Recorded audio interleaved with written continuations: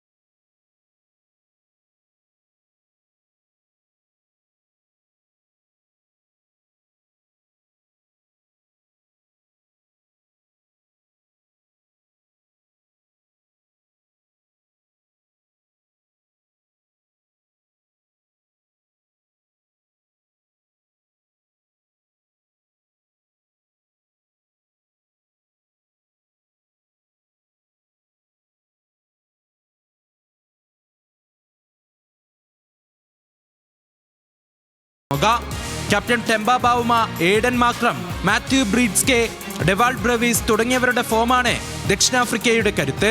റാഞ്ചിയിൽ അവസാന ഓവർ വരെ പോരാടിയ വീര്യവും റായ്പൂരിൽ ജയിച്ച കരുത്തുമായാണ് അവസാന ഏകദിനത്തിന് ദക്ഷിണാഫ്രിക്ക തയ്യാറെടുക്കുന്നത്. Sports desk, news Malayalam.